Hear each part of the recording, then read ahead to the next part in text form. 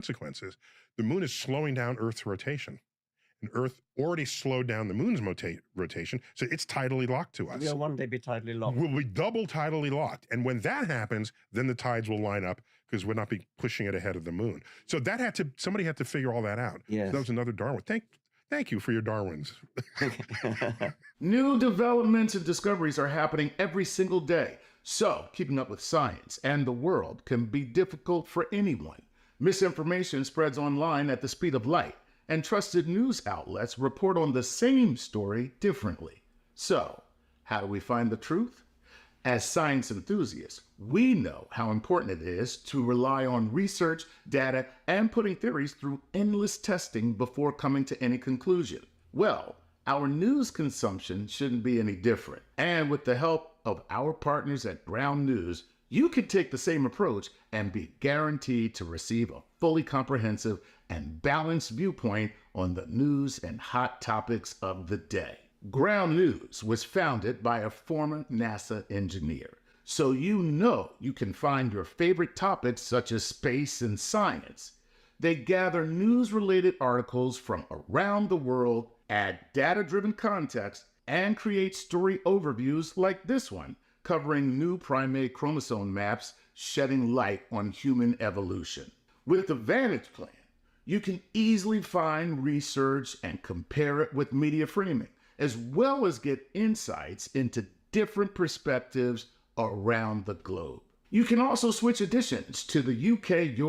You invented the word, and people long forgot. Tell me the authentic definition of meme, because that's not how anybody's using it today. A unit of cultural inheritance, and the analog of the gene in cultural inheritance. Okay, so this is communicated from one person to another. Yes. And certain memes have higher communicability. I mean, I really wanted to say that because the whole book had been about the gene as the unit of selection, that's how I described it when you asked me earlier, it didn't have to be genes. It could be anything that is self-replicating. And nowadays, I would have used a computer virus as my analogy, probably, for the gene. Mm-hmm. But in those days, computer viruses, well, maybe they'd been invented. I didn't know about them anyway. So I used the unit of cultural inheritance. It's something like a tune. M is for memory, so memory gene. It's a portmanteau. That's right. It comes from the same root as memory. Okay. So if I say something, we have alligators in the New York City subway. Yes. If that spreads, if that spreads because it's a repeatable lie, or even might be true, whatever it is, if it spreads. Whatever it is, doesn't matter what it is. Doesn't matter. If it spreads, then it's a successful meme. Because it's so interesting to me, I have to tell someone else. Exactly. We love to tell stories which surprise people or amuse people, whether or not they're true. So nowadays, it's just an image of something kind of cool, you know. Yes, I'm rather sorry about that. Yeah, no, I'm not. That's not your fault. No, but you've contributed to our culture. The best of the memes are the ones that are spread around the most. Yes. There's a meme of me doing this. Okay. Yes. Like, I think, what is it called? Watch out, you got a badass over here. I never said that. Okay. And there is a picture of me doing this.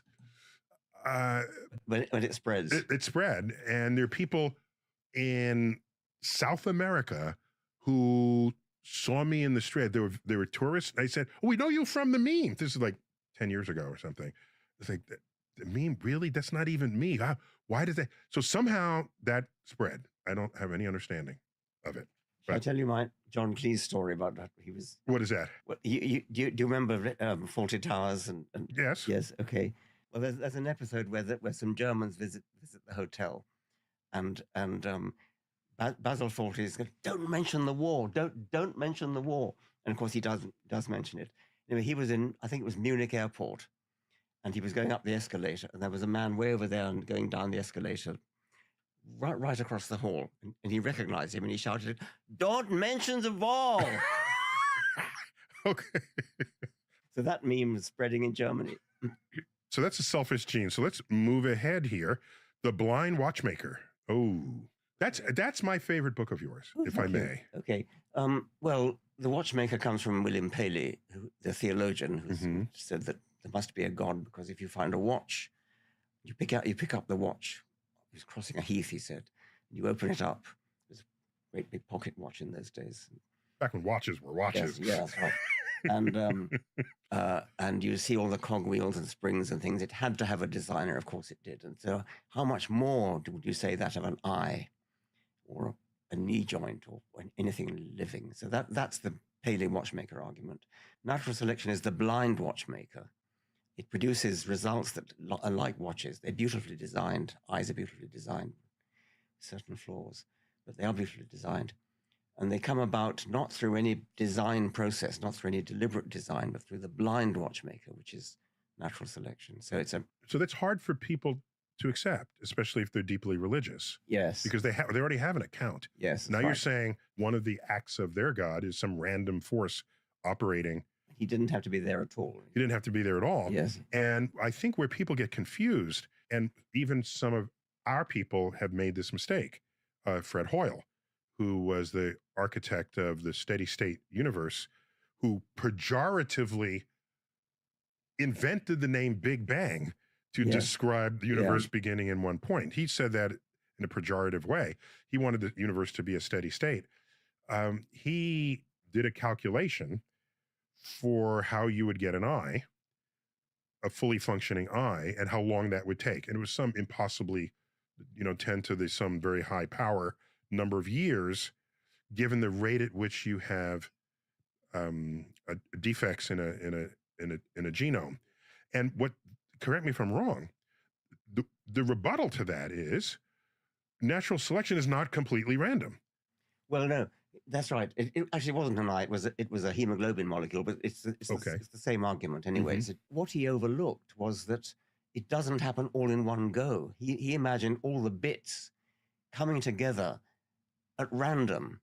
And that's one case that doesn't work, and it has another random thing that doesn't work. Yes. And you do that forever. You do that forever. Of course you want, but what you need is, let's use the eye, even though he didn't. You need a slightly less good eye, and then a slightly less good eye, and a slightly less good eye. And if you start with just a sheet of light-sensitive cells, which just detect whether it's light or dark, that's useful. It's not like it's better than not having it. It's better than not having it. You can tell when it's night or day. You can tell whether there's a predator flying overhead. And then if you have a slightly cup-shaped, if you bend that retina from a flat thing into a slight cup, then if it's coming from that direction, it hits that side of the. We are on video, aren't we? Yes. Yeah. And so you get, it's not an image, but it gives a slight directionality. And then you close up and you start to get a pinhole camera. It's a very crude, it's out of focus, but it's sort of an image. And then you need a little bit of transparent gunk in there. It's not a proper lens, but it does something like a lens. And all these stages, one by one, they step by step, they incrementally improve. And every improvement is the new starting place for the variations at that generation. That's right, and then you get improvement. Because every generation is not starting from zero. That's right, yes. So the Blind Watchmaker, I just thought that was brilliantly written, and it was my benchmark for if I were to ever write a book for the public, I want to be this articulate. Oh, wow, that's high praise, Neil. I just want you to know.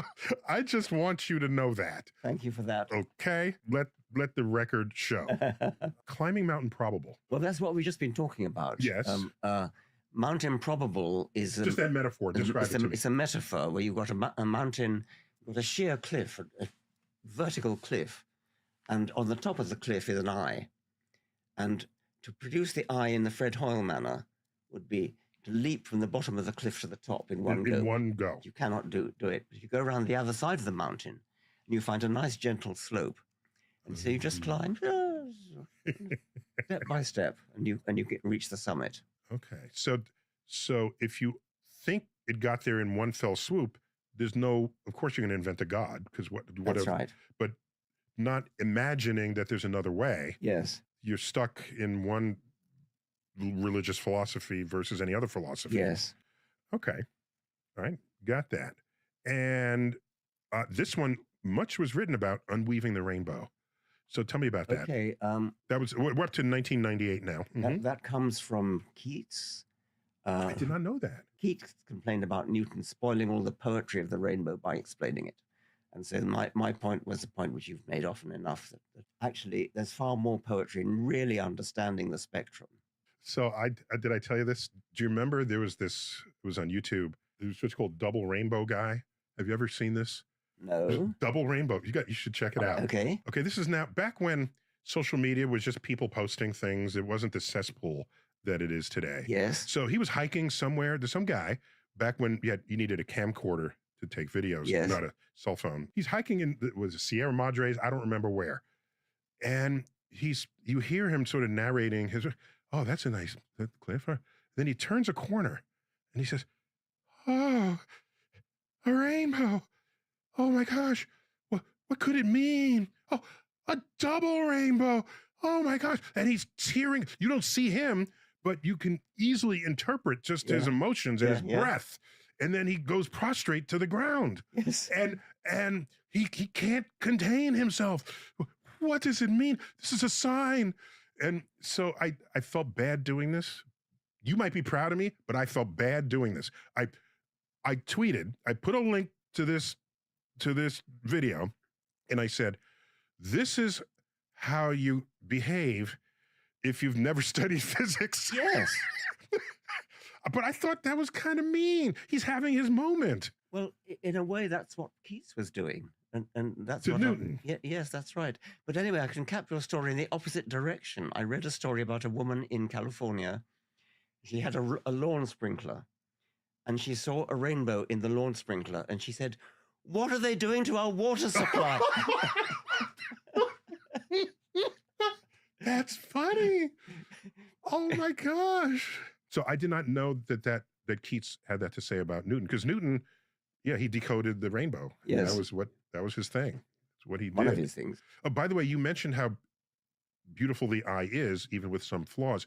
As an astrophysicist, when I would learn this very early, when I took classes here, actually, when I was in middle school at the Hayden Planetarium, that's when I learned about the entire electromagnetic spectrum, and that the visible part of the spectrum is tiny. Yes. It's not even a full octave. That's right. Of what's out there.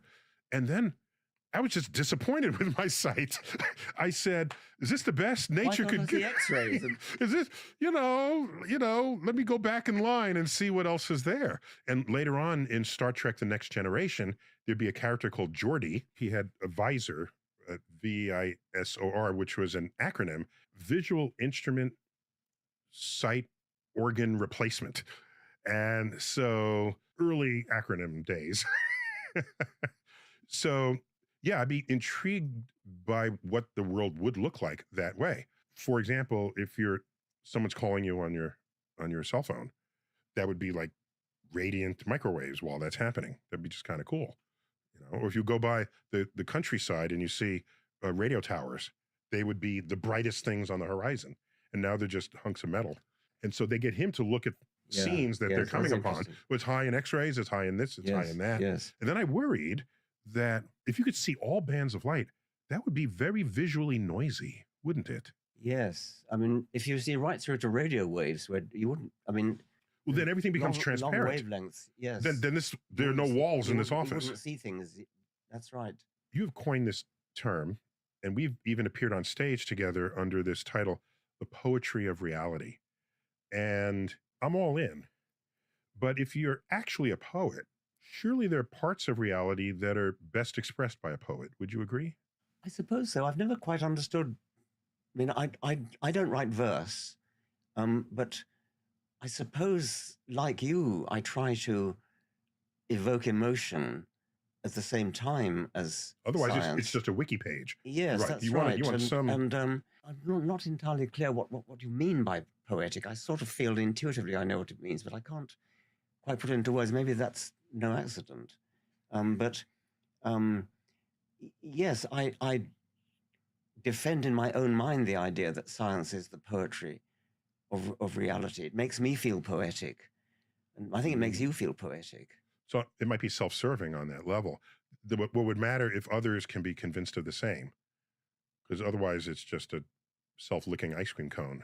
That's right. And if you're skilled in writing, I think you can bring others with you. For me, poetry, art, more broadly, best serves us when it highlights something you might have otherwise missed or never noticed. It's a good way to put it.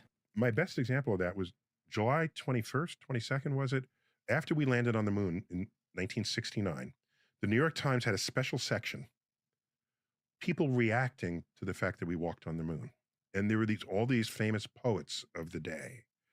There was Archibald MacLeish and, people who carried the soul of creative expression in the day.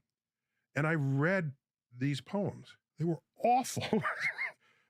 We've pierced the sky and touched the sky. And I'm thinking, none of this is greater than the act of walking on the moon itself. So maybe I don't need artists to interpret that for me. Maybe I need them to interpret the tree that I'm walking by. And then you get Joyce Kilmer's poem, The Tree. I will never see something as lovely as a tree. Arms pressed to the sky. There's in American poetry, Henry Wadsworth Longfellow, who wrote The Midnight Ride of Paul Revere. That might not be heralded as great poetry, but we all know it here in America. And that's a poem about a guy who told other people that the enemy was coming. Is that an important person? No. Yet we all know that person's name because it's a poem about him. You do not know that corresponding person for any other war that has ever been fought in the history of the world. The person who told other people that the enemy was coming, that is not a person. But for us it is, because it was a poem about him. It was somebody who would otherwise go forgotten. So for me, art is best when it captures that. I don't need artists saying, oh, I saw this Hubble photo. Here's my painting of that Hubble photo. I don't need that because I got the Hubble photo. Give me a point of view that science does not give me. Then we can hang out together in the sandbox. That's how I feel about it. The tree poem you mentioned, that's a religious poem. I mean, well, only God can make a tree. At the end, but no, come on, the God was just in the culture. So okay. Is it religious when you say goodbye, when that draws from God be with you? It's just a cultural expression. Think of Carl Sagan's chapter headings. They inspire me, just every single one of his chapter headings. Yes. His widow, yes. Andrian, who is highly literate unto herself and co-author yes. of all three cosmoses, even the two that I have the privilege of hosting. She was a major force in that poetic voice. I just want to give credit where that's due there. Across the backbone of night. I mean, that is a poetic phrase. It immediately speaks to me. I see the Milky Way. I'm not sure I meant to. And I guess I try to do something similar, at least in some of my books. Hey, Star Talk fans, I don't know if you know this, but the audio version of the podcast actually posts a week in advance of the video version. And you can get that in Spotify and Apple Podcast and most other podcast outlets that are out there. Multiple ways to ingest all that is cosmic on Star Talk. All right, I'm up to 2004, The Ancestor's Tale. That is a title that reminds me of the Sagan book, Shadows of Forgotten Ancestors. Yes. It kind of feels the same to me. In what happened in Ancestor's Tale? Well, it's a reference to Chaucer, the Canterbury Tales. But one of his tales was not the ancestor. No. Oh, you just, there's the Miller's Tale and now the Ancestor's Tale. It's a history of life, but it's going backwards. So it's in the form of a pilgrimage, a Chaucerian pilgrimage, going backwards in time. We human pilgrims set off into the past, and we're joined by the chimpanzee pilgrims and then the gorilla pilgrims and and we finally get back to the origin of life. So it's a way of doing the history of life, but do it backwards, because if you do it forwards, then you end up with the idea that humans are kind of the climax, which you don't want. I mean, that's not a good way of looking at it. So if you go backwards, then you start with... Okay, I was getting on your case, but that's brilliant. Brilliant. Thanks for delivering. I want to now read that, okay? Because I missed that one. Here's one we all saw and know about, whether or not we read it, The God Delusion. That puts you on a plateau to be identified as one of the four horsemen.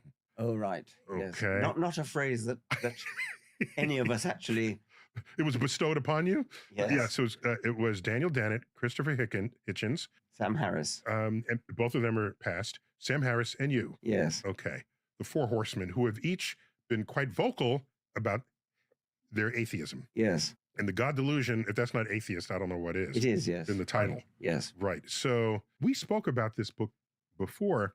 Didn't you say there were religious groups that wanted people to read it so that they know the face of their enemy? Was that? I forget. It's quite possible. There are some people who say they were converted to religion by it. Really? Yes. I'm not quite sure how they managed to get that, but it doesn't say much for my rhetorical skills. So is this your single biggest selling book, The God Delusion?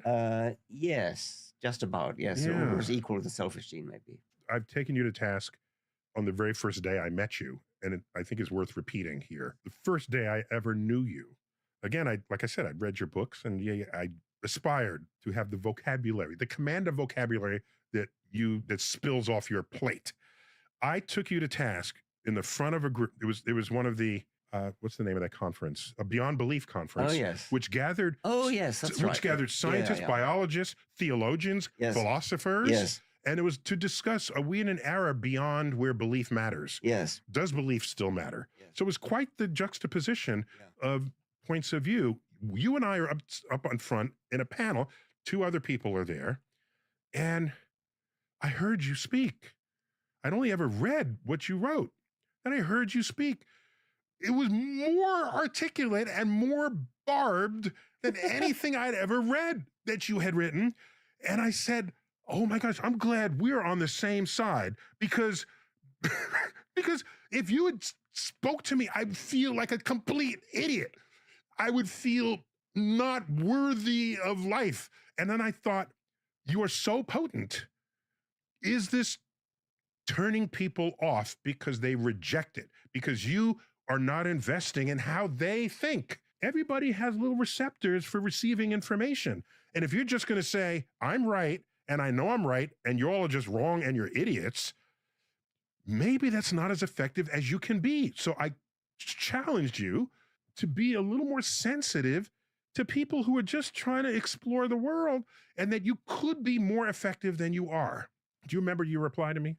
I said, I gratefully accept the rebuke. Yes. By the way, in that moment, there was like 5 seconds of silence because I'm just some young whippersnapper and you're like story famous guy on stage. Nobody made a sound. No. Just in that moment of silence, is how is he going to react? It was one of these, what's he going to say? In that moment, it was total silence. And then you broke the silence with, I gratefully accept the rebuke. yes. And then people were calmed after that. Yes, and you gave a worse example. What was it? Do you remember? The editor. The editor of New Scientist, who was asked, "What is your policy at New Scientist magazine?" And he said, "Our policy at New Scientist magazine is science is interesting. If you don't agree, you can fuck off." so that's so we can feel better about you. Yes, that's right. The Greatest Show on Earth, 2009, subtitled The Evidence for Evolution.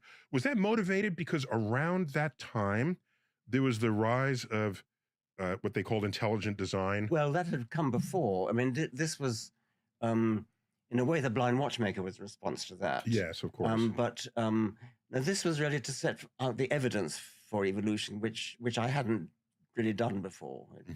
I just sort of assumed it. So, I mean, assumed that everyone knew it. Well, not really. Well, yes, maybe. Okay. Yeah. There's a lot of misunderstanding I have found. People think that an organism adapts to its environment. And I say, no, it either survives or dies. Yes, that's right. Right. I mean, there's a great quote at the end of War of the Worlds, where, as you remember, H.G. Wells, at the end, there's a recitation, and he says, I'm paraphrasing, he says, these creatures from another planet, they were doomed, undone by the smallest creatures on Earth,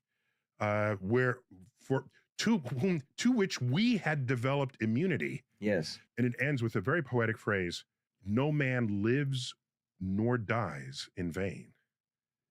that through the toll of 1 billion deaths, man has bought his birthright on this earth, and it is his against all comers, and it would have still been his had the Martians been 10 times as mighty as they are, because no man lives nor dies in vain.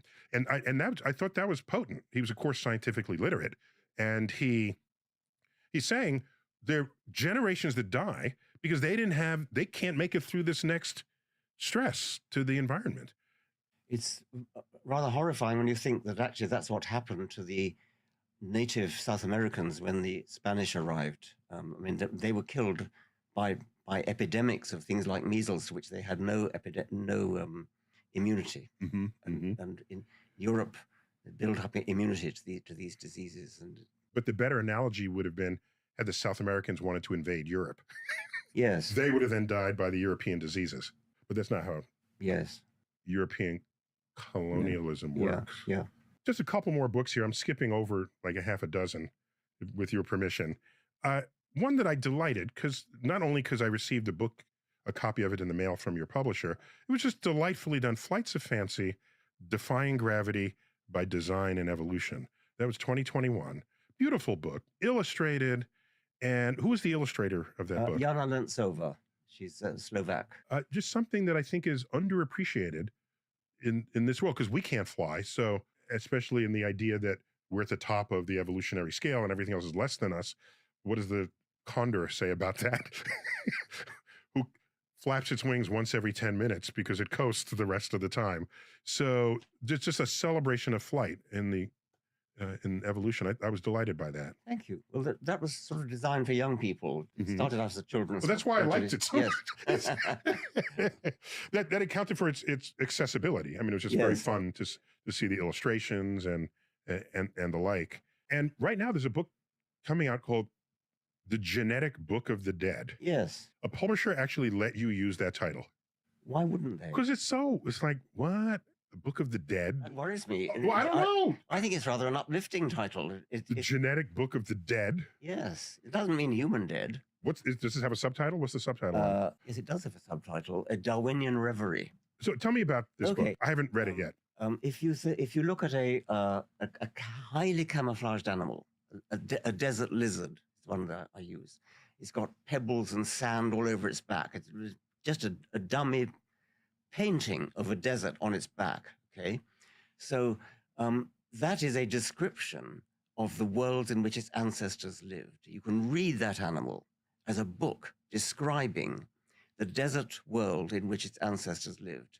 Now, that's an easy example because it's got it painted on its back.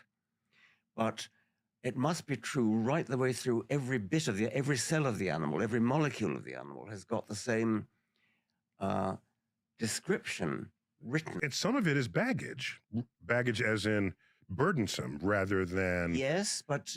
We have an appendix that can burst. That's true. You have a pinky toe. When was the last time you made good use of that? You'd be surprised. The point is that natural selection is very, very fussy, is very, very intricate in its choice, far more than we even know about. We are poor judges of what's important for survival. When you think that the genes that survive, going back to the selfish gene, the genes that survive have to survive through lots and lots of different individuals and through a huge amount of geological time. And so any statistical estimate that you and I make about the likelihood that your pinky will be of any use to you is a statistical mistake.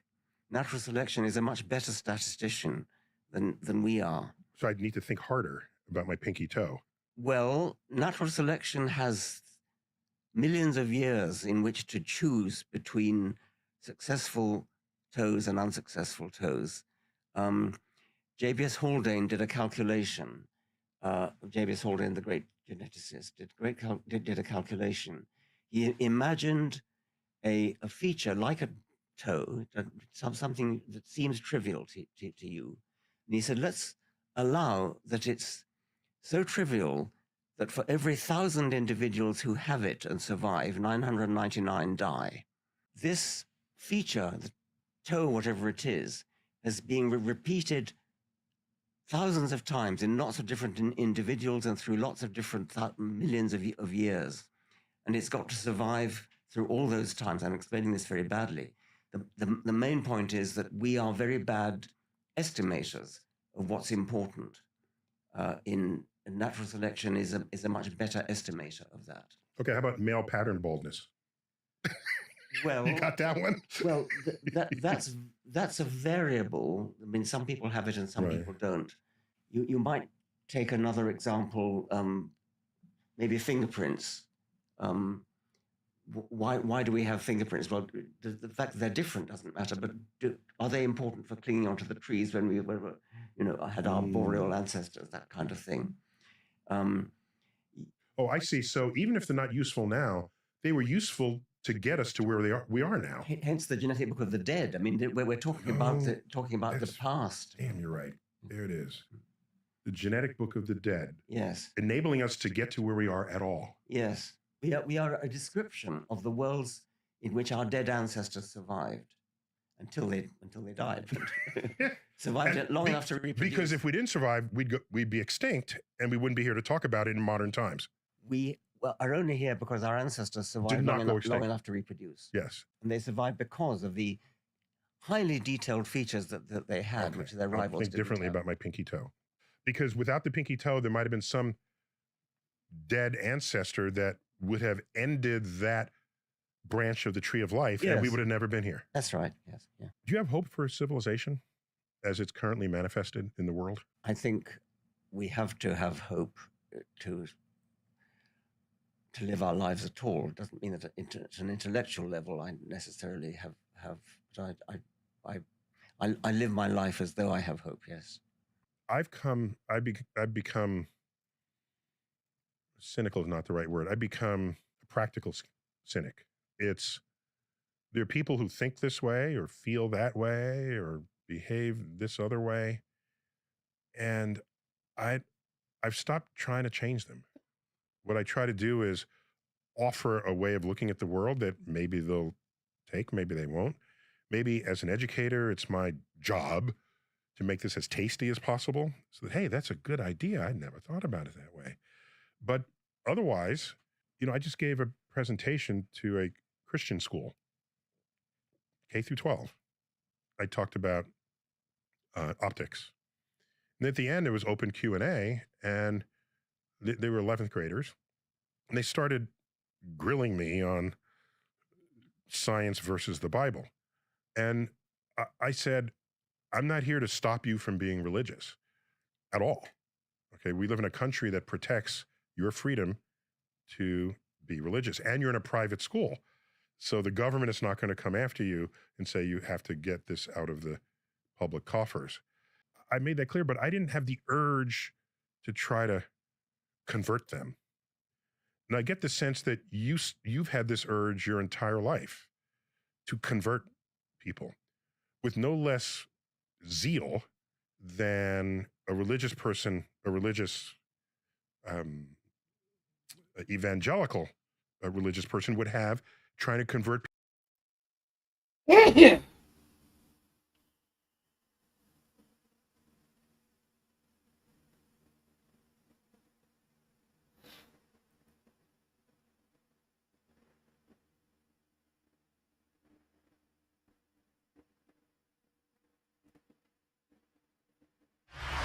I built the most secure vault in Rust. My loot is hidden in a random area in this base, but using a code I've memorized, I can send the loot straight into my hands.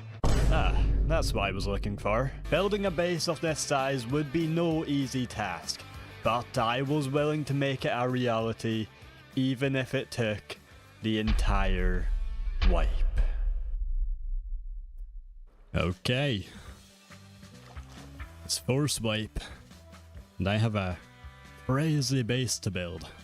Yet for this base we need a really flat area. This could work up here.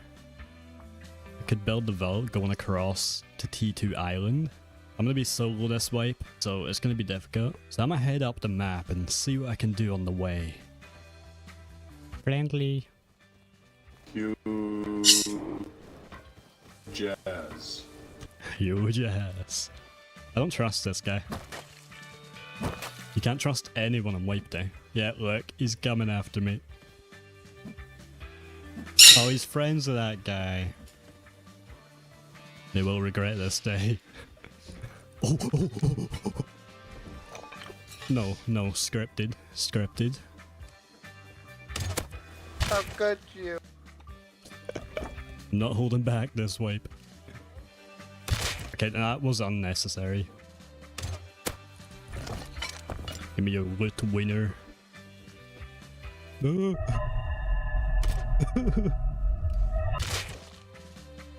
Oh my god.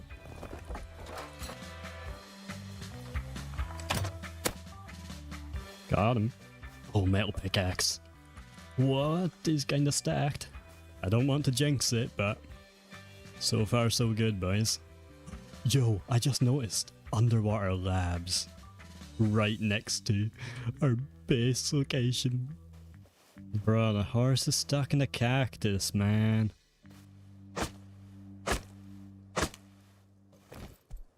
After a long journey across the map, I finally made it to my base location. This could definitely work. And after confirming the water would be shallow enough to build my vault, I quickly built a starter base on the island. Oh no. Oh, I need a little bit more stone. I built this base 2 days ago on my private server and it was really cool. And it's got some industrial automation, which makes it quite unraidable. You'll see what I mean when I build it. A little bit more wood and I should be good to go back to the island.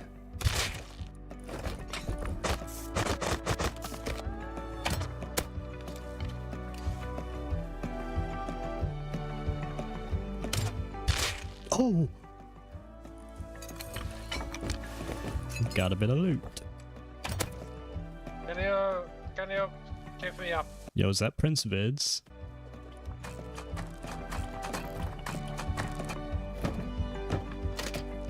Tier 1. Okay, we're secure. Whoa. That's not good. And it wasn't good. This tugboat clan had just invaded my island. And they griefed me with their very own tool cupboard. No. And then 5 minutes later, I met the leader. Oh no, he's gonna build. Yo, friendly.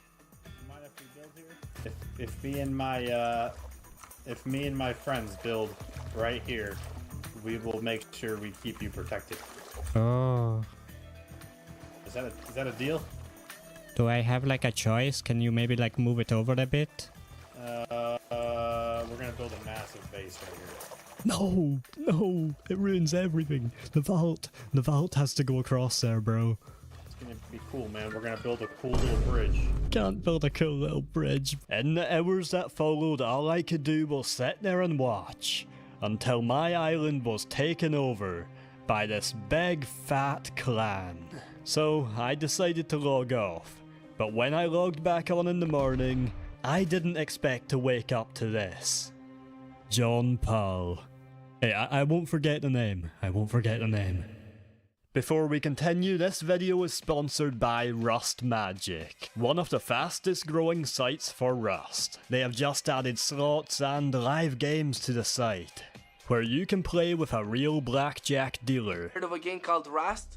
Yeah, I heard about Rust. I never played Rust. I played The Forest, and I think it's similar. They also have case battles with lots of unique features such as 2v2v2, a borrow money option, and a coin flip mode where a coin flip decides the winner of a battle. They also have Minesweeper and loads of other games. You can deposit with skins, credit card, PayPal, and crypto. And when you're done playing, they have a huge selection of skins to withdraw from. They have tons of rewards, including a free rain system, daily free cases, and a rakeback system. You can use my code Silencio for a free 50 cents to try out on the site.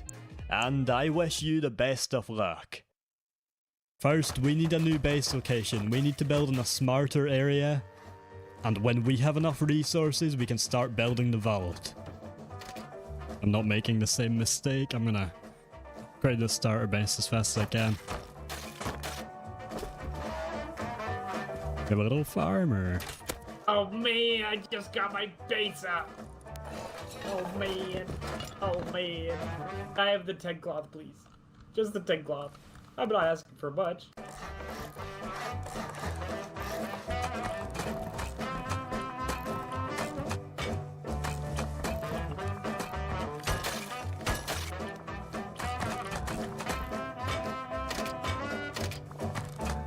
Yeah, this might be the goofiest base I've ever built. It's only temporary though, we're gonna get this vault up in no time. Okay, we need more scrap. I'm gonna head to Sewer Branch. Oh, I'm too late. Someone's already been here. I heard someone. He picked up a mushroom.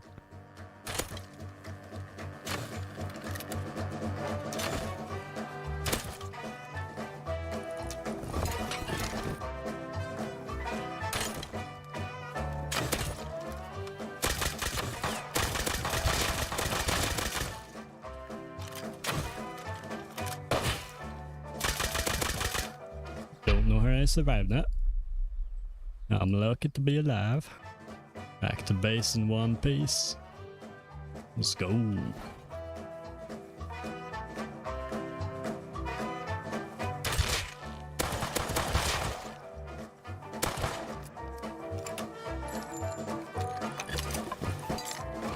That was crazy.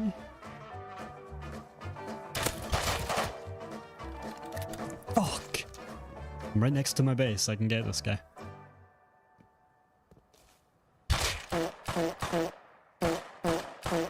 What the fuck?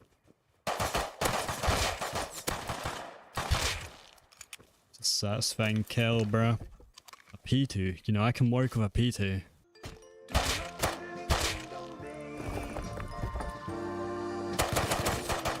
Take it with a Thompson. I'll take it.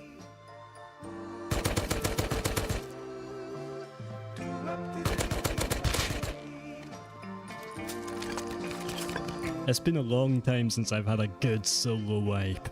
We're making a lot of enemies. We need to get this vault built as soon as possible. I need to go on a big farming run. One huge farming run later and I had enough resources to start building my vault. And I found the perfect location. Almost perfect. Meow. Meow. Meow. Please don't touch me. Is that you, Vault Boy? Vault Boy? Maybe. Thank you for the cloth. I'm sorry for I needed it killing for my you. dad. I'm sorry for killing you, man. Yeah, No, there's some big grips got around there, offline. man. Yeah, who by? Who killed? Who raided you? Well, I killed both of us with an F1 grenade before I logged off, so I don't know. Get out of here, boy. While I'm building the first part of this vault, I just want to say a huge thank you for 150,000 subscribers. And if you've made it this far into the video, consider subscribing. I've set a huge goal to hit 200k by the end of this year. I don't know if it's possible, but I'm going to try my best. Yeah, we need to upgrade this to metal as soon as possible, so I'm going to try and do that now. That looks quite cool, not gonna lie. I can imagine the entire thing going across to that island. That toe cover's gonna be a problem now.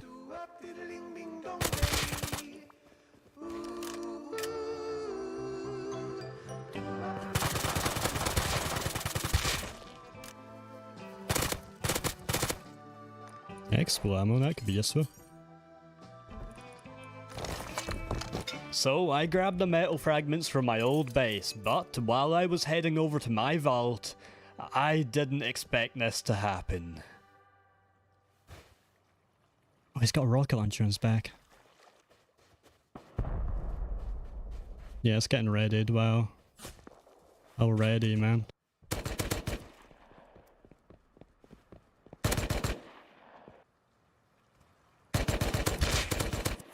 The raiders had fully griefed my vault, but there was one weakness for this base, and all I needed was a jackhammer.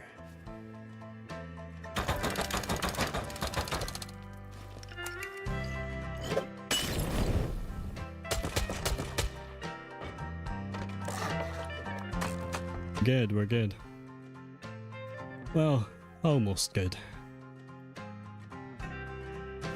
I need to upgrade this entire thing to metal so people can't do what I did and jackhammer in.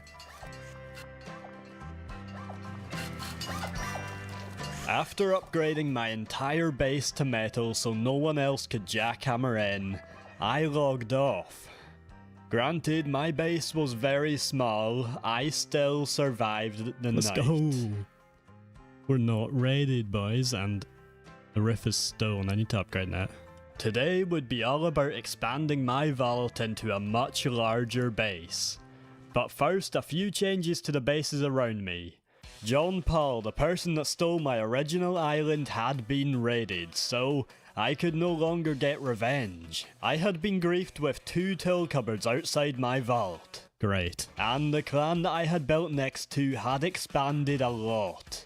So I would need to upgrade fast. I set up an electric furnace system and I went on a huge farming run.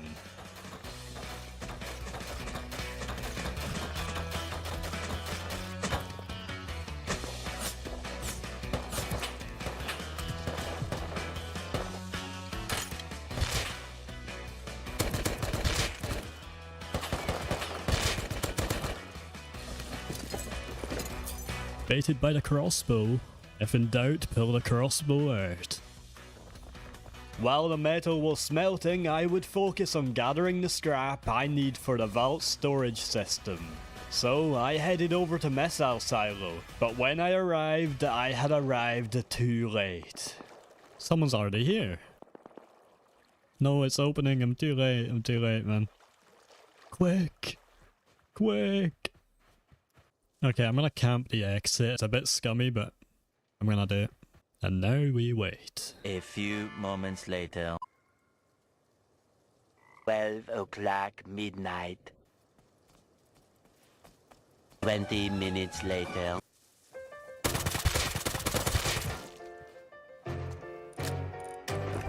That was bad. On my part, that was bad.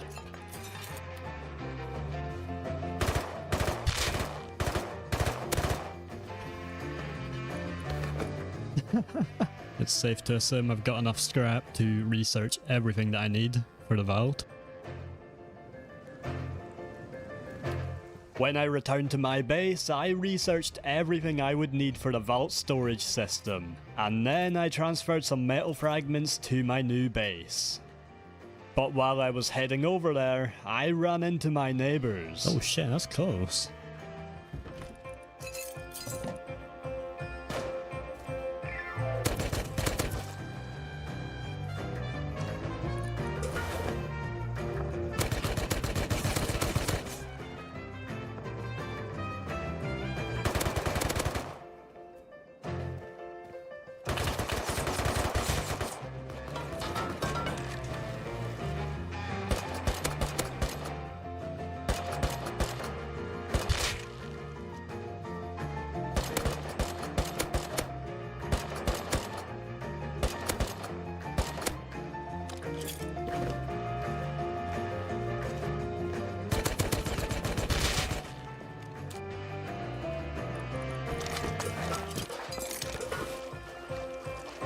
I'm gonna grief the fuck out of your church. That shit's getting griefed.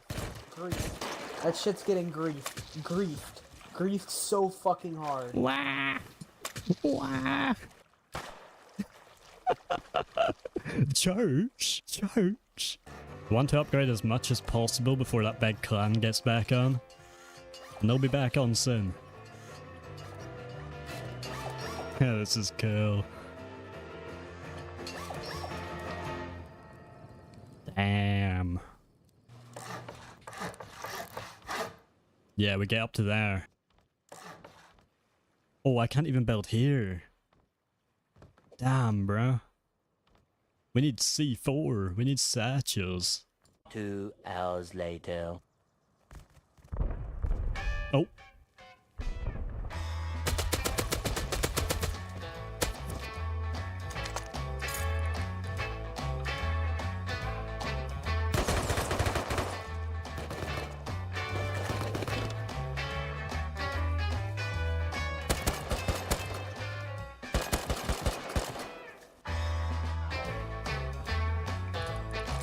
No satchels, huh?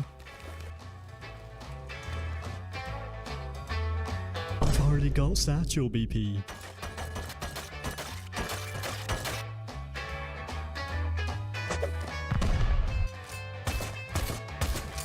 After destroying the TC, I kept expanding. Until I was happy enough to start building the secret loot room. The first thing I had to do was pick a random area in the vault. Okay, so this is going to be my hidden loot room. I'm also going to build a loot room at the front of the base. This is where I can call the loot to me. I placed the RF receivers and gave each one a unique code. I'm gonna place conveyors that will be used to transfer the loot. Okay, now I'm gonna place storage adapters on every single box. Oh, and we need a wind turbine to power everything. And now the long process of connecting every single pipe. God, I hope this works. Need to connect the RF receivers to the turn on bit on the conveyors. And the last thing, I need to connect these pipes to the front of the base. Okay, let's test it out. 5981, that should be my guns. Click it, come on. Let's go, it's working! It's working! 5982, resources. 5983. There we go. 5984, that should be my tools and some random shit. Holy fuck, it works, let's go. So with my vault fully operational, I continued expanding.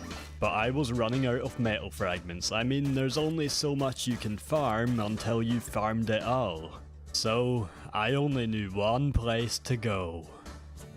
Oh, well, I'm the type of guy who will never settle down.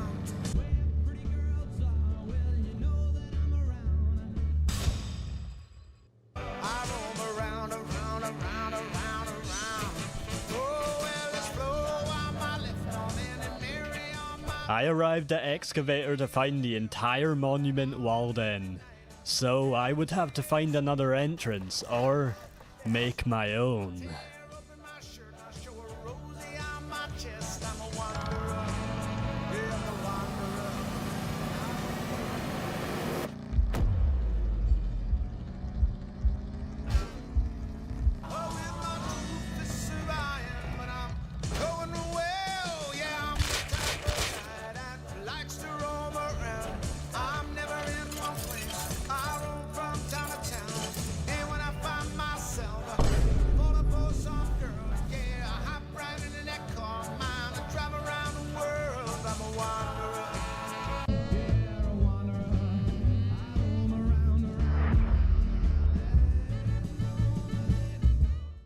Whoa, whoa, whoa, whoa, whoa. John Paul. Wait. John Paul, where do I recognize that name from? At first, I forgot who this was, but then I remembered. I won't forget the name. I won't forget the name. So the time was midnight, and I wasn't going to sleep until I found John Paul's base. This was going to be a long night. Have you seen someone named John Paul? Is that John Paul? And the guy called John Paul? In John Paul? A guy called John Paul. John Paul. I'm John Paul. Whoa! Have you seen John Paul? No. Are you making a vault? Maybe. Can you tell? That's fucking awesome, dude. Maybe he'll come to us. I want to find John Paul so I can fix my sleep schedule. It's so bad. This could be him. Same double door skin. Oh, that could be him. That looks like his base. The one he was building before. Wait, just in case. This has to be him. There's an airdrop nearby. That's where I'll find him.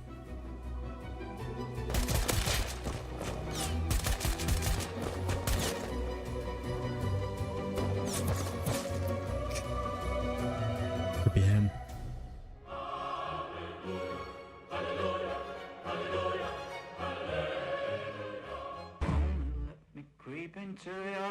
Yes, let's end this wipe, boys. Let's end this wipe.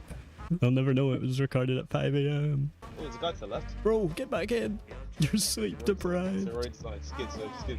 We can see the sun rising. We're going off road. Whoa.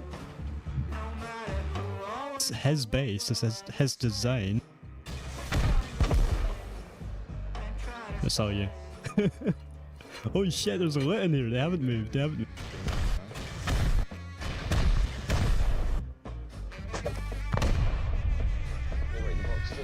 Look, it's stacked. Well, where's he? But where's John Paul? His exact base design, his exact door skin. Where's John Paul, bro? Look him up on Facebook. There ain't no John Paul, bro. He's in my head. The voices. John Paul was the friend we made along the way. Boys, we might not have been able to find John Paul, but this was one of my favourite solo wipes I've played in a long time. So if you enjoyed, make sure to subscribe and maybe leave a like. And I'll see you in the next video. Goodbye, guys.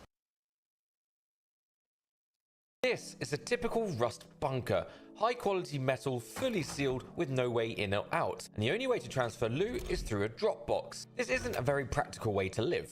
What if I told you I found a way to have a fully sealed bunker that was easy to use? Well, Rust recently introduced the piping system. This allows you to transfer loot around your base with ease. The only catch, it has to go through windows or doorways. But I found a way to make it go through walls, which is why this bunker is so great. This is the most overpowered bunker base you'll see today. But we'll get to that. We first need to find a base location. And as usual, we start naked on the beach. Decaying or raided? Server's not old. Strange that you are decaying. You know me, I like to start with an eco raid, so I continued roaming the lands looking for that weak base. I wish I had a bow.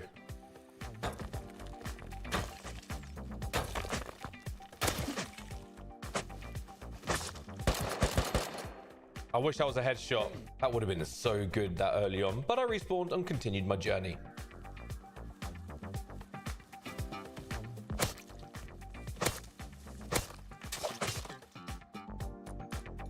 That's awkward. I feel bad when you kill naked, but like, got a fair bit of stuff. I didn't like the area I was in, so I grabbed all this random loot that I found, and I grabbed a train, looking for a new base location, and specifically a tier 3 area, because I wanted to test my base against clans. I wanted them to try and raid me, and then come across my bunker and think, wow, we don't have enough explosive. Well, that's the plan. Garfield? Fuck you, bitch. Fuck you. Get out. We're gonna live in between gas station and power plant, I think. Turret. Oh my goodness, that could have been bad. While we're on the train, don't forget, WK's got merch. Merch. WK.com. I'm deliberately going to a high tier area, guys, because I want people to want to kill me. You know what I'm saying? I need to get this base raided. Okay, this is actually our location. We've got gas station and we got power plant. An outpost isn't too far away. Higher tier area, so I'm more likely to get some aggro people on me. Not much wood in this area, which isn't ideal. Quickly make a bag. Need a nice area of flat ground for this base design. Oh my god, I found a satchel. Huge. I need space for a 3x3. In between the tracks here, I think this could work, right? Yeah, this will work. I just want to secure the area. Do I build up or do I go looking for my first eco raid straight away? Look at the clans. There's so many big groups around here. This is a perfect area for my my plan. It's eerily quiet as well. Oh, rifle ammo. Don't worry, that would soon change. Thank you for 5,000 scrap. Do you wanna get raided today? I'm just gonna examine the bases. I know I'm living with a wood door.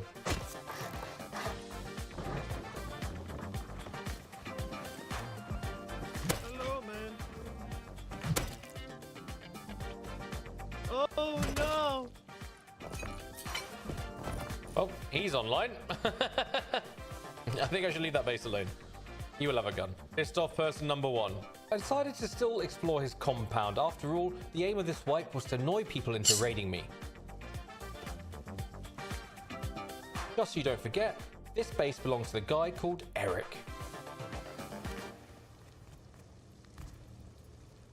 There appears to be no weakness. Now fuck it, I can't be asked with Eric. I'd rather secure this metal door.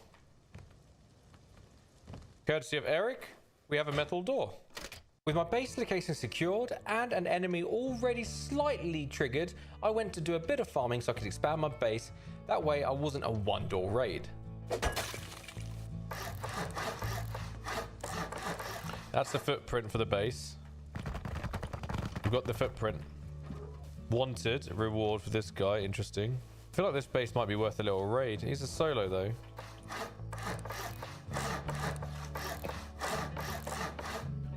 Right. Okay, we got tier 1. Boom. Tier 1. And I can craft everything, right? Everything down. I can... Oh, revolver. The reason I chose a server that had blueprints on was because I wanted to go raiding so that I could annoy people to want to get revenge on me. And I also wanted to learn all the electrical components. So to do that on top of raiding, you'd need a lot of scrap as a solo. And even though my base wasn't secure, I crafted a revolver and went straight back to annoying Eric.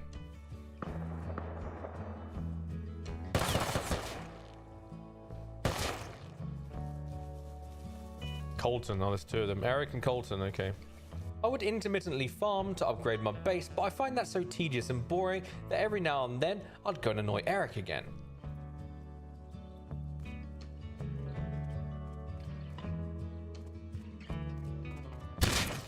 Yes! Well, I was on my way to annoy Eric, but there's some collateral damage into my very, very secure base. Do I roam it or do I hold off for now before roaming it? Oh, he's mad. I'm gonna try and get a SAR now. I'm gonna try and like upgrade to a SAR.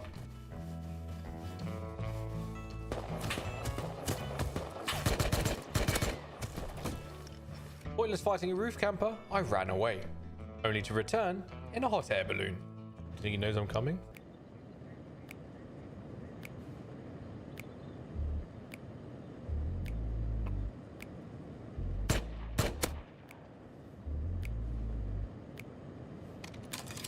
These damaged ones are really hard to control.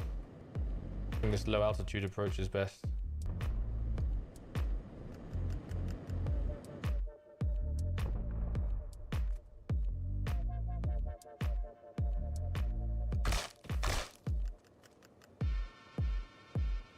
That's so far. That's bullshit. Please get up, Sebi.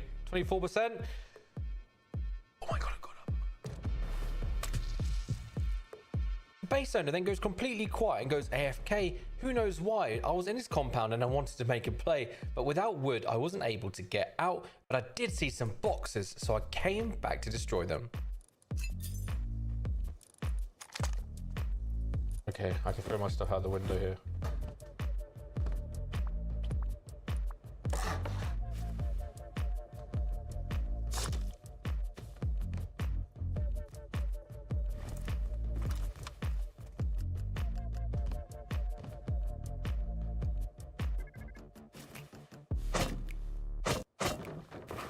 Oh wow. And that fell down.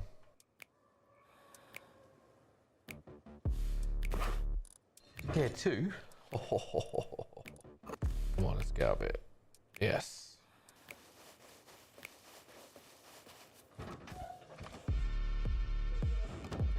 And at that point, I had to leave. So I logged off for the night in my very badly secured base and hope for the best. Okay, we survived the night. Great news. Woo! Somebody did come in my base. Somebody broke my ceiling. Okay, we are secure, guys. Much better than yesterday already.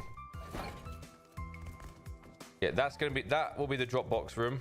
That's gonna be furnace room. This will be main room, and this will be like living area. And we are gonna ramp it. We want to make it secure. This will be interesting. I have good plans for this, guys. Good plans. I actually need to destroy that wall. That ramp might not work either.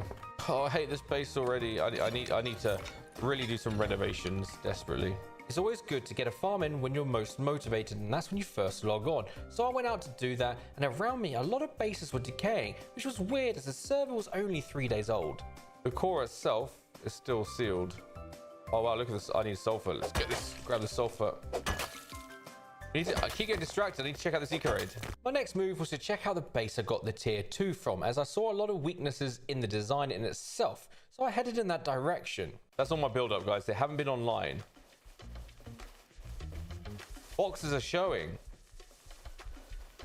Oh no.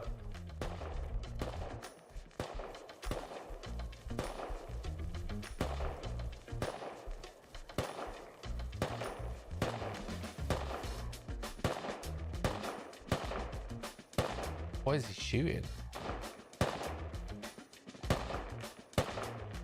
Armored horse.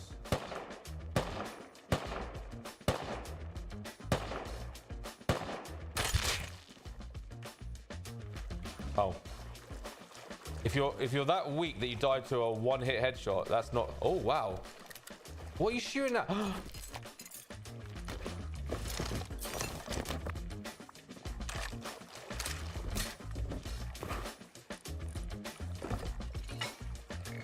What is he doing? That's what he's doing. That's what he's doing. Let's see light down there. He might live down there. Oh, fuck me.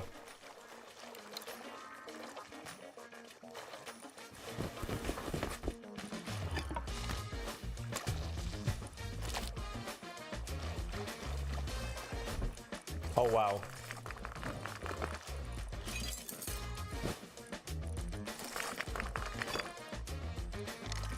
I need to, oh my god, guys, I need to grab this.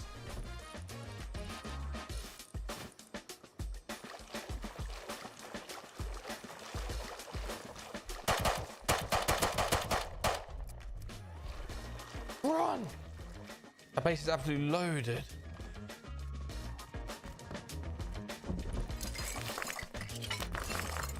Fucking hell, run, run, run, guys. If we get this loot. I want the tier 3. If I get the tier 3, we're laughing.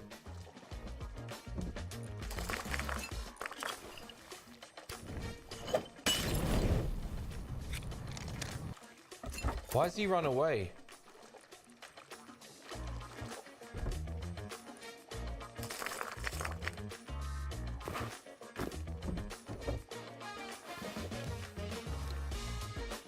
Huge, guys. Tier 3 as well. Tier 3. The only thing we haven't found is guns. We got tier 3 now. Oh my goodness. Why didn't he come back? Like, fucking Donkey was shooting explosive ammo at the shotgun trap when all he had to do was jump through the side. By the time I'd come back again, he had been there and he had looted some of the components. The base was now completely ransacked. So I turned my attention to the base next door, which looked like the external tool cupboard was decaying. The external TC's metal is decaying.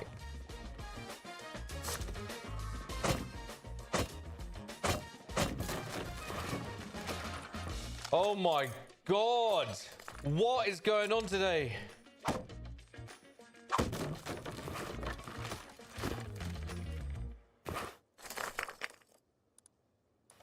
He's back, look at him, he's back. Let me go depot.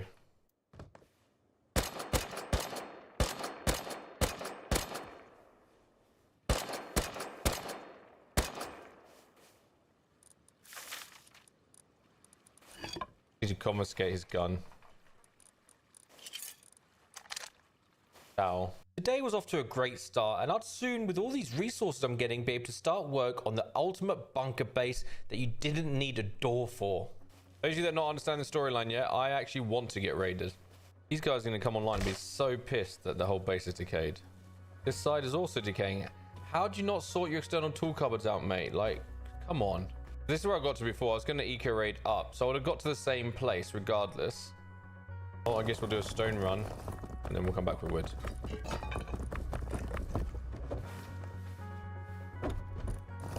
I hate loot transfers.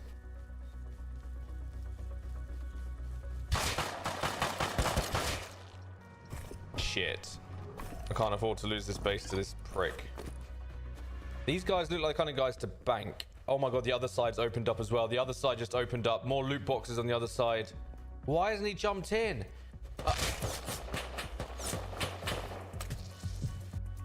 Where's he hiding?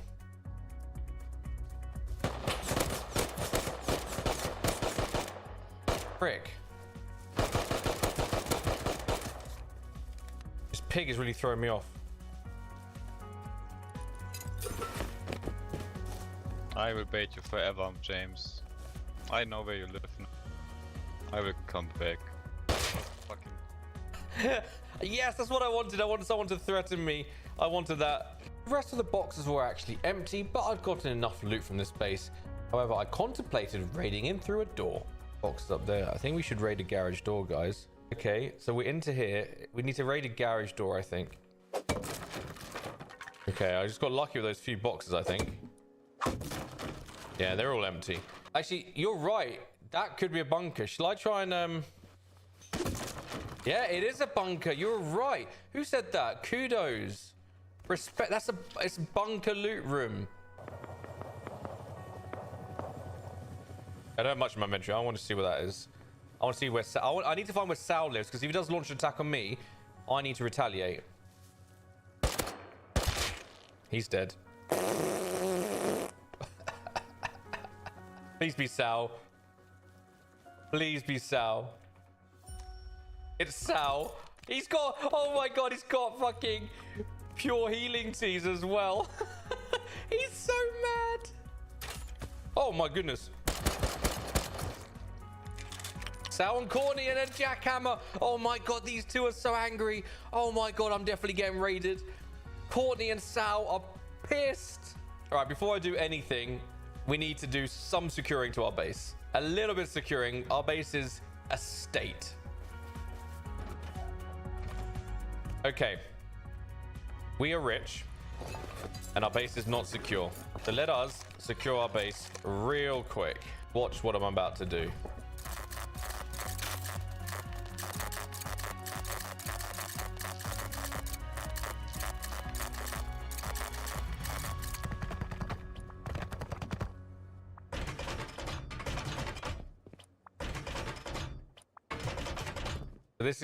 Wait till you see. This is gonna be my main area, guys. It's gonna be beautiful. My stream chat decided that they wanted my base to be green. Oh my god, it's horrifically good.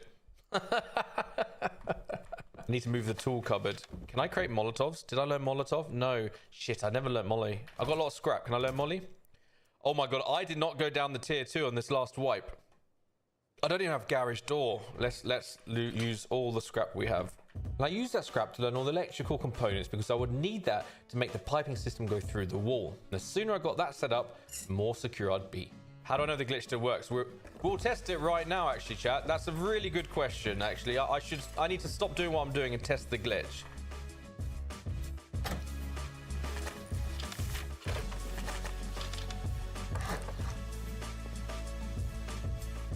Industrial input.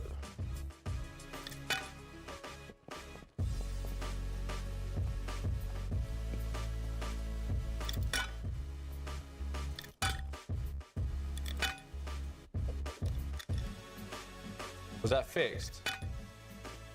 Looks like it is fixed. When was it fixed? Because it was working like 2 days ago.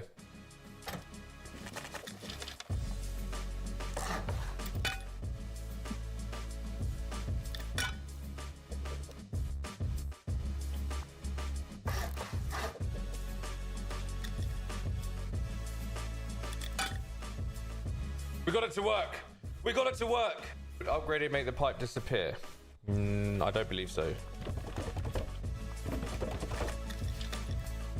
That actually wasn't the way to do it. In that moment, I thought I'd fixed it, but actually I'm still doing it wrong. You'll see how to do it a little bit later when I build it for real.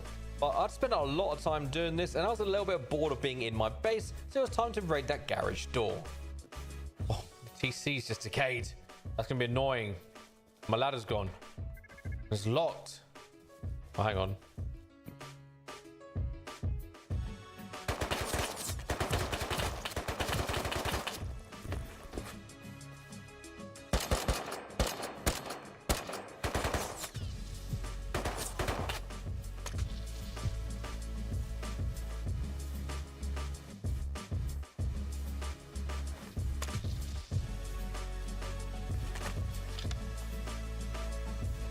Let me in. Please let me in.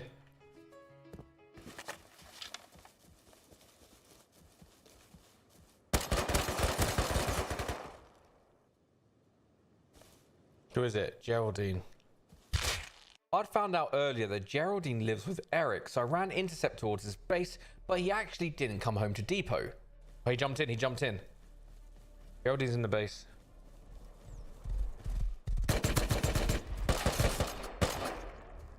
Ah, fuck. What's just happened? What has just happened?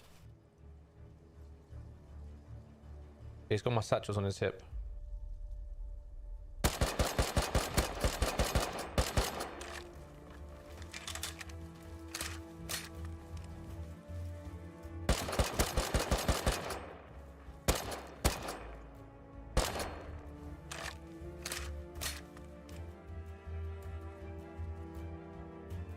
Hello. Oh, wow.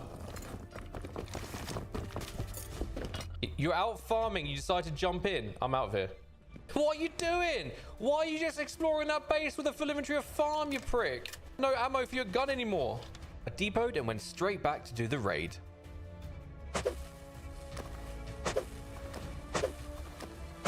I think that's fucked up. That satchel is on the ramp. Oh, please dud. Yeah, it dudded. On the half floor.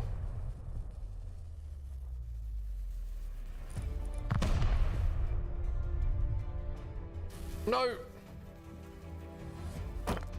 Please pick it up. Yes. Oh my god, the luck.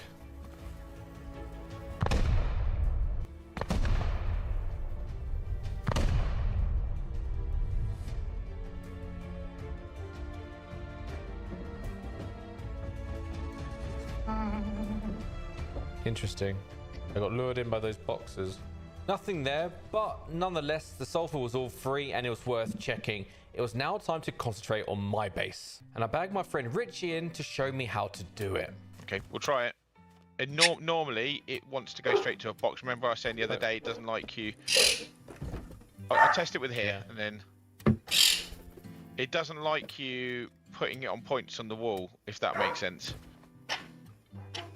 Okay, yeah, I think so. And there you go, going both ways.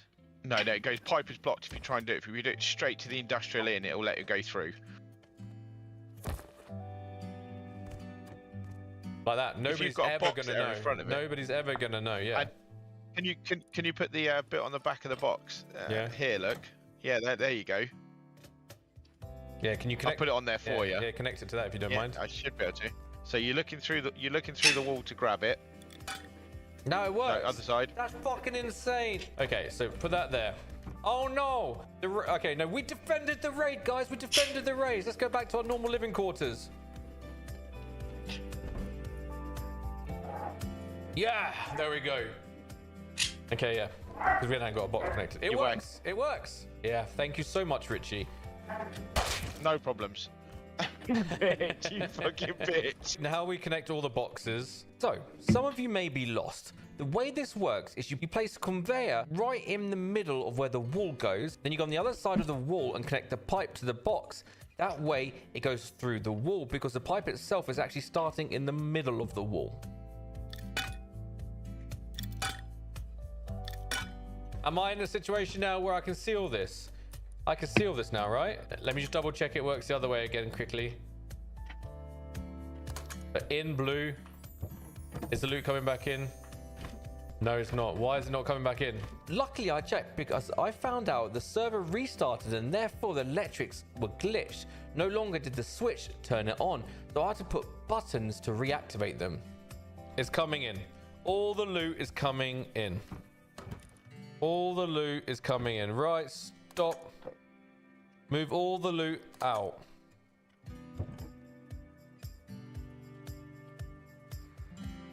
A completely sealed off bunker. GG. Now we go piss off a clan. Exactly. No, we have a cloth. I need a bed. Whilst I was doing this, Eric had grown some balls and him and his teammates were raiding this decaying base. But as I said, it was now time to piss off a clan, so I headed towards the shops selling a lot of things, and these were 3 big bases right adjacent to each other. A lot of groups over here. This is who I want to piss off. The Waldorf HQM quarry. Horse means they're pretty active, I think. 2-door raid to get to their crops. What do you guys think? I need cloth. I should kill this bear.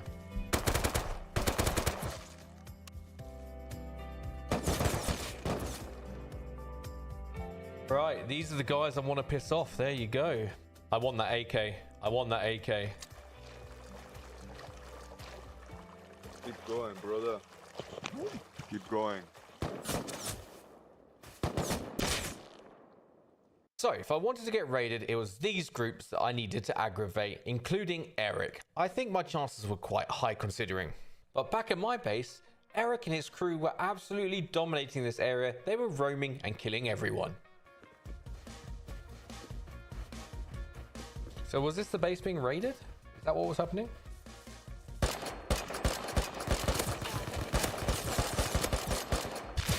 No chance. For the next hour, it didn't matter what I did or where I went, these guys were killing me every time. This was a good sign in terms of me getting raided though. I don't really know what to do now. I'll have to craft stuff.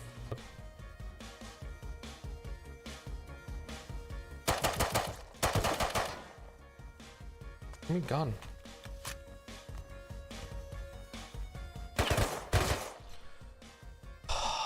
It lags so much every time. But then I strike gold. The base next to me had decayed and I had a box full of guns. This would assist me in all the aggravating I needed to do. So it was back to Eric's base. Let's see if we could trigger him and his group to raid me first.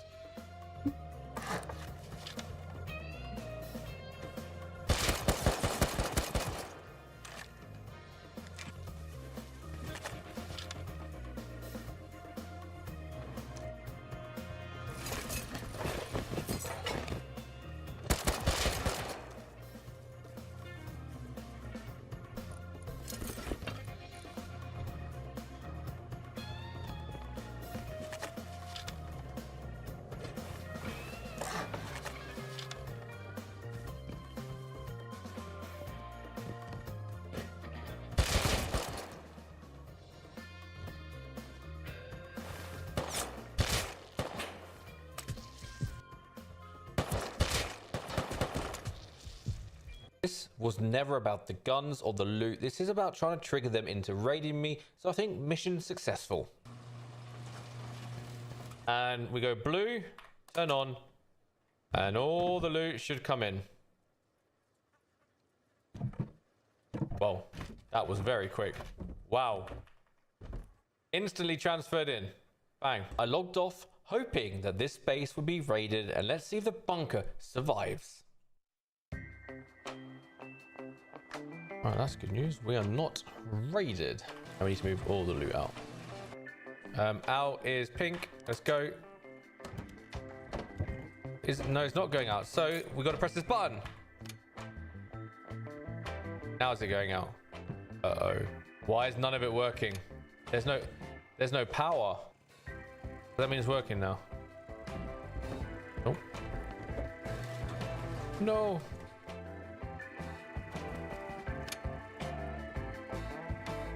There we go. I think we have power now.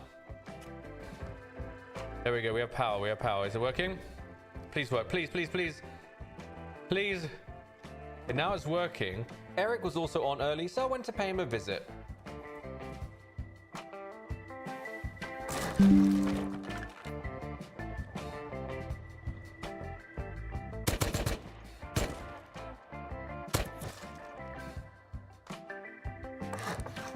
Hello, James. How are you?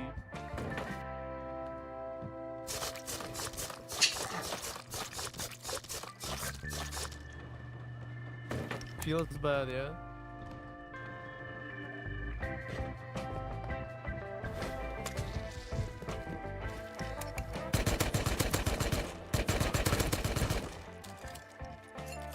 What feels bad? I waited a while, but he actually logged off. So I left him alone for now. I went to raid the clan's farm base. I had a lot of explosives and a lot of gunpowder to use. Surely somebody would be triggered.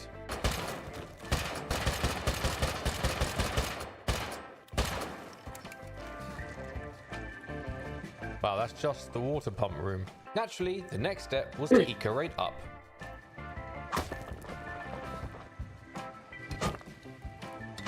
Here we go. All right. Oh my god, the mixing table galore. All right, I came here for cloth, guys. I needed cloth. Please, please, please. Berries. Okay, we can grow cloth. We can grow cloth. Advanced, max health, basic wood, basic ore, basic max. Not great. I then eco-rated the tool cupboard and made the base my own. Perfection. I would come back later for the cloth, but for now, I need to see who was online and who I could mess with. This stone, which is a huge weakness for them. I don't want to deal with this turret. Oh my god, I could probably bypass everything and go straight to the roof. 1, 2, 3, 4, 5, 6... Or 8 ladders? Should I do 8 ladders? Just climb to the roof and have a look.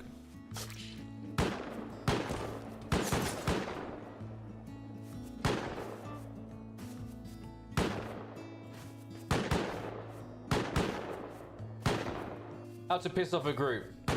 Jump in front of their base.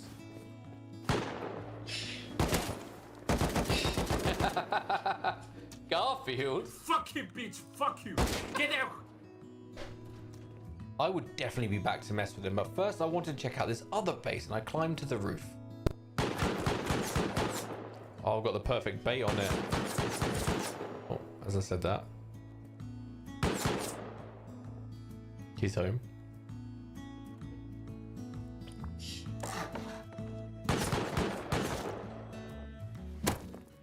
Oh wow, a rock is strong against it. I am ninja!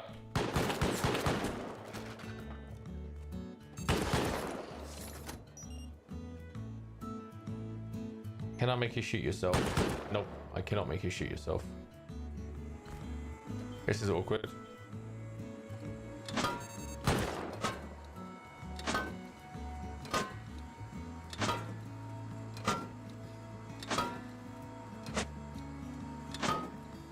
Oh my god, it's working.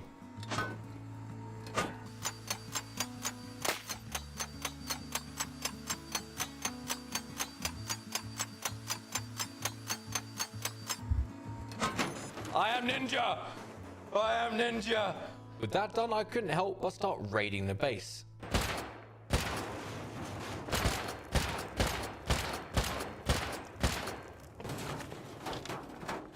Oh, come on. I got it. Oh my god, this is...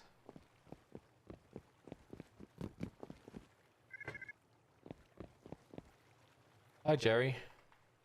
I'm watching you while you sleep. I would continue raiding this, but it's important to keep your enemies on their toes, and I went to pay the other boys a little visit again.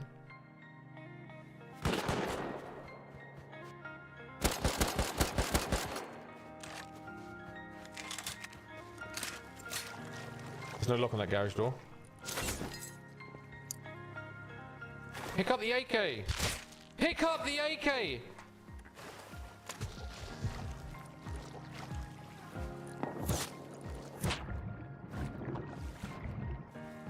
How quick did he get into the roof camper tower? I need health.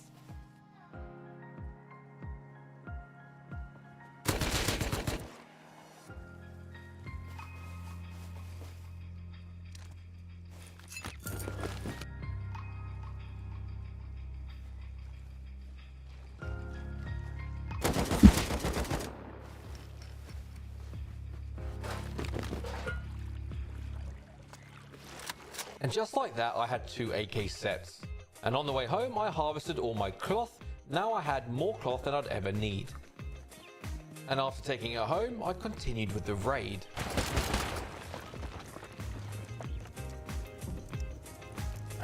It's gonna be expensive. When I'm raiding like this, I like to raid bit by bit because I don't want to get counted and lose it all, especially as I'm so close to the guys that I'm pissing off. So I came back with some more, but this time I took an AK. Almost here, chat. Raiding solo ain't easy. He sounds naked, to be fair.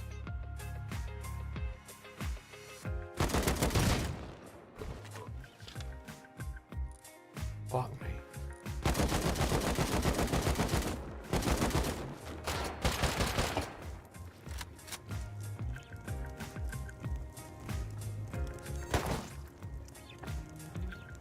fuck is the play here? It's open and I saw the electricity. I need F1 grenades, right? The turret had a shit gun in it for the record. I've got enough for that garage door.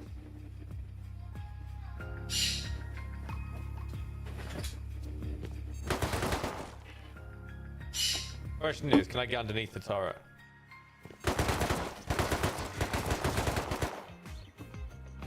Look at that! This is the one time in my life I'm not going to get up when I need to get up. The boxes, look at all the boxes. Please get up, please. Fucking hell.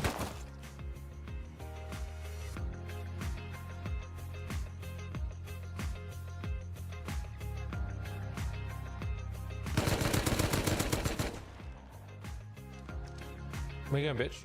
Where you going, bitch? Huh? Great.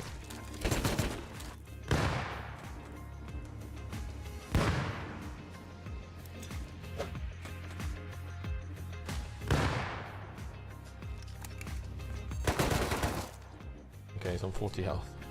That's why I shot the turret.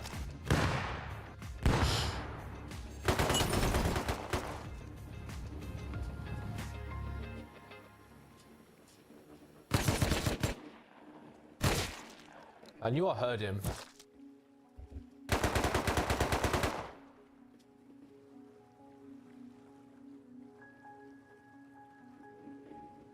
He just jumped out.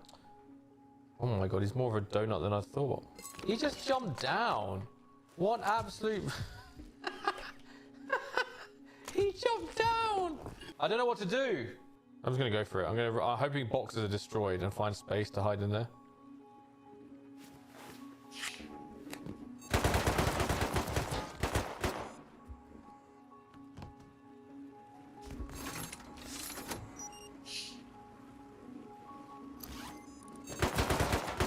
Whoa, don't jump, Sibby.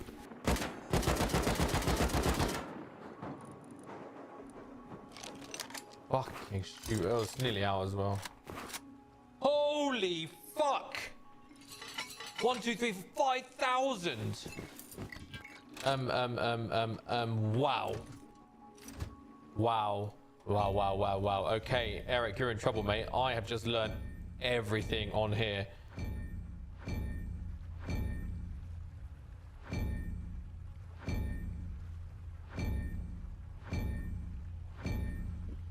Wow. I actually have never seen 5,000 scrap on in a raid before. This base is going to be loaded. I went home to craft some rockets for the leftover gunpowder I have, and whilst I was crafting, I made myself a compound. We have a compound. I never get to a compound stage in Rust, I'll tell you that much. It makes you instantly feel a lot more safe, doesn't it, chat?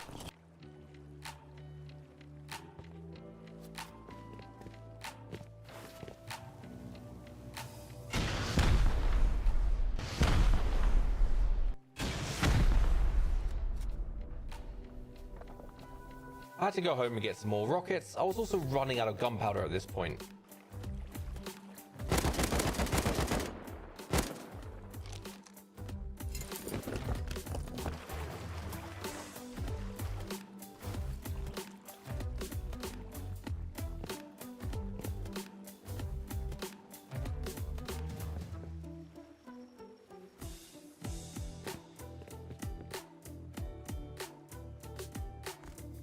Oh, they're online.